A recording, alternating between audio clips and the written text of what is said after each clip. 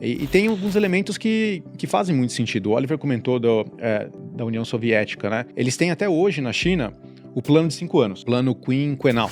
O que me chamou muita atenção nesse plano? A China não está focando mais em crescimento baseado em quantidade. Os 3 principais pilares do plano quinquenal vigente são economia, então eles não tiram o... Eu acho interessante o que você colocou sobre o modelo ocidental. Eu faço até uma pergunta para todo mundo que está ouvindo, né? Você aprendeu sobre China na escola? Muito Não, pouco. quase A gente nada. foi influenciado por história europeia, história das Américas, da América do Sul. E quando a gente toma um primeiro contato com a cultura oriental, com a China, eu pelo menos vou sempre com um olhar muito curioso, muito aberto. Sem dúvida tem elementos muito interessantes. Vocês já foram para lá, na China? Sim, eu vou bastante. Inclusive a nossa universidade tem vários parceiros lá e a gente sempre incentiva que nossos alunos façam intercâmbio lá, que é fundamental hoje para a gente treinar uma nova elite que conheça mais, né? Você já foi também? Eu já fui e passei vergonha, fui motivo de piada. Falei em outra ocasião aqui, porque antes de ir, até para evidenciar o quão leigo eu era, né? Eu fiquei super inseguro com relação à comida. Aí eu falei, você quer saber? Eu vou colocar umas barrinhas de cereal na mala, porque de fome eu não morro. Se chegar lá, não tiver a comida que eu como, né? E, para minha surpresa, uma economia super desenvolvida. McDonald's. Prédios, empresas, restaurantes de primeiríssima linha, mais alta gastronomia, né? Então, foi motivo de piada, assim, né?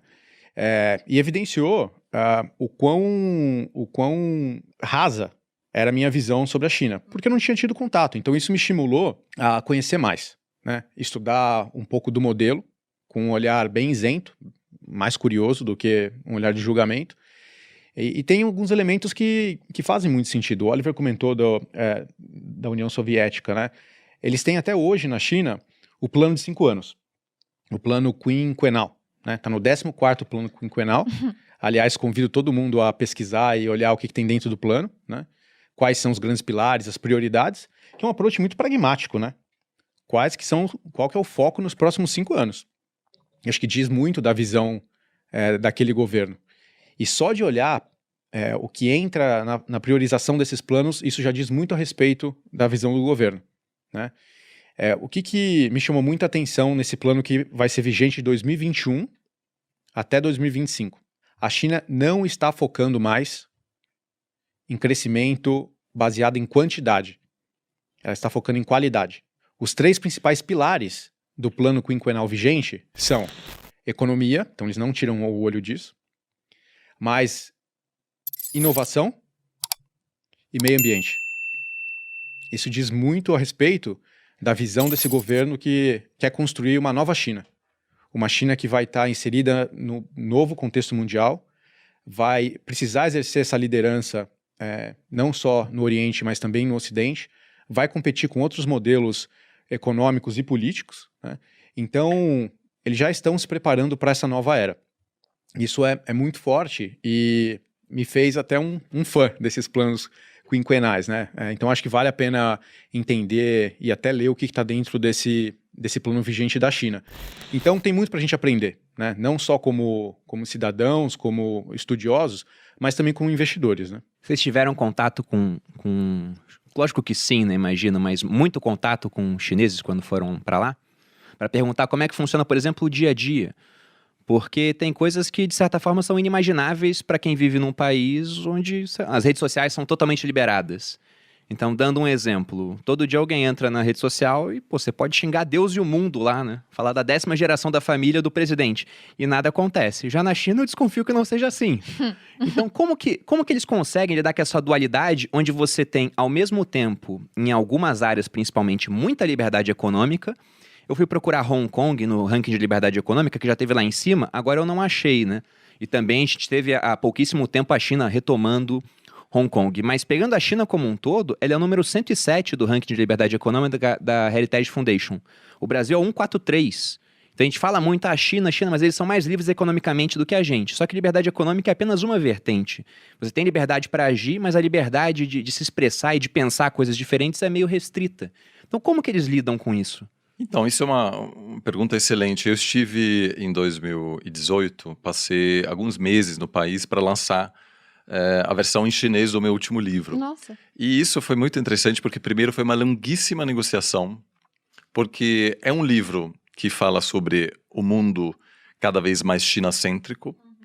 Então, dá bastante ênfase, mas tem algumas partes nas quais eu falo que um dos problemas da China é que não atrai ainda da mesma maneira que, por exemplo, os Estados Unidos, né? Ou a Europa até, né? Eu vejo isso, atualmente cuido do nosso sistema de programa de intercâmbios. E a grande maioria dos alunos quer ir para a Europa, quer ir para os Estados Unidos, alguns querem ir para o Japão, poucos querem ir para a China justamente por essas questões. Os melhores querem ir para onde? Olha, depende. Hoje em dia tá tudo assim, tem alunos excelentes querendo ir para Espanha, Canadá, Nova Zelândia, Coreia do Sul. Não tem mais um país onde todo mundo quer ir, né? Mas, claro, eles perguntam, e aí, professor, como que eu faço para acessar meu Instagram, meu WhatsApp? E é preciso ter um VPN, e é preciso baixá-lo antes, é preciso tomar um pouco de cuidado. E claro que há alguns temas que não se deve comentar com os outros alunos estando lá, né? Taiwan, Tibete, o Tiananmen, as manifestações de 89. O meu cunhado já me Então tem falou. toda uma cartilha do que... Né, Os você 3 vai pra T's, China. Não, melhor vá pra não. China, mas olha, isso aqui você não pode Olha, são falar os 3 lá. T's, Tiananmen, Taiwan e qual outro? E Tibete, né? Ou E seja, Tibete. Agora, também a gente precisa Só não lembrar... fala disso não, mas a gente precisa lembrar de uma coisa, né? A economia chinesa cresceu tanto que uma pessoa com, vamos dizer, 40 anos, dobrou a sua riqueza pessoal várias vezes ao longo da vida. Então, o acordo implícito que o Partido Comunista oferece ao cidadão chinês é: você me dá seus direitos políticos, você não vai ter direitos políticos, mas eu te dou muitos direitos econômicos, eu garanto que sua vida vai melhorar do ponto de vista econômico e muito. E até agora, isso obviamente tem dado certo para a grande maioria da população. Então, quando eu lido com outros alunos, eles olham para mim assim, eu falo, gente, mas não dá vontade vocês, né, falam livremente? Eles assim, falam, olha, na verdade não, eu tenho 35, eu já comprei minha casa, estou com no 3º carro, sempre de última geração. Ou seja, claramente a troca. há uma troca aí. E claro, há também oposição, há críticos, há presos políticos, etc. Mas até agora a estabilidade política chinesa se explica pela capacidade de entregar um crescimento sem precedentes, né? E a partir do momento, isso vai ser a grande questão. Agora a proposta é crescimento de qualidade. E a grande aposta é: a população chinesa vai aceitar porque tudo que o Partido Comunista dá não é participação, é avanço econômico, geração de riqueza. Então, eu conheço alguns chineses da minha geração muito bem, ninguém até agora disse para mim, olha, eu espero muito que a China vai se democratizar. Eu, por exemplo, não acho que a China nos próximos anos vai passar por um processo de ruptura política, desde que o governo consiga entregar realmente o que está prometendo. Essa parte dos 3 T's que você falou, eu não sabia que eram 3 T's. Mas acho que foi seu irmão que falou pra mim. Ou se não foi seu irmão, eu vi em algum outro canto. Mas o irmão da Malu gosta de jogo online, né?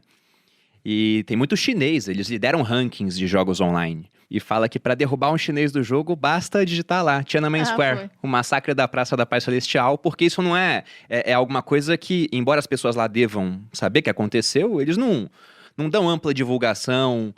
O que estava acontecendo? É até um ponto interessante. A China conseguiu resistir quando vários outros países que tinham adotado o socialismo caíram. Se a gente for ver, em 86 teve Chernobyl, aí em 89 caiu o Muro de Berlim, em 91 caiu a União Soviética. Quando isso aconteceu, Cuba passou por protestos também na década de 90, porque perdeu um parceiro comercial importante.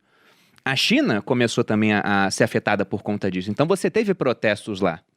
Muita gente acreditou que poderia levar até uma queda do governo, e não levou. E eu achei interessante essa parte dos 3 T's, porque de fato a China não é um país legal pra você ter como vizinho, daí né? eles, segundo ele, diz que cai a pessoa. Eles tiram, eles tiram. A pessoa que tá jogando, eles tiram. Mas isso mostra que a China não é um país legal pra se ter como vizinho, porque outro dia também tiveram escaramuças entre os indianos e os chineses em regiões fronteiriças. Eles são uma potência que querem se expandir, ficam tentando colocar bases no mar territorial. Na verdade, só brevemente sobre o aspecto geopolítico, a China é uma potência que tem um potencial de não só se consolidar como uma potência regional, mas de superar, né, como a gente acabou de ouvir, os Estados Unidos. E de certa maneira é natural que uma potência com este potencial buscará se consolidar no seu entorno, né? Os Estados Unidos fez o mesmo 100 anos atrás nas Américas, inclusive no século XIX o presidente Monroe desenvolveu uma doutrina, a doutrina Monroe, dizendo ninguém mexe nas Américas, porque essa é o nosso quintal, que é um movimento típico de um país que tem ambições globais. Então, de certa maneira, o grande desafio chinês agora é vamos dizer, não necessariamente ocupando outros países, mas deixando bem claro que a China é que controla economicamente a Ásia e os Estados Unidos fará de tudo para fortalecer os vizinhos da China, Índia, Japão, Coreia do Sul, para não permitir que a China possa expandir. E essa também é uma das razões pela paranoia chinesa, né, com essas questões, que cada vez mais é uma convicção na China de que os Estados Unidos fará de tudo para impedir a ascensão chinesa. Então, quando alguém vem falando desses 3 T's, é sempre visto num contexto, você está querendo desestabilizar a China.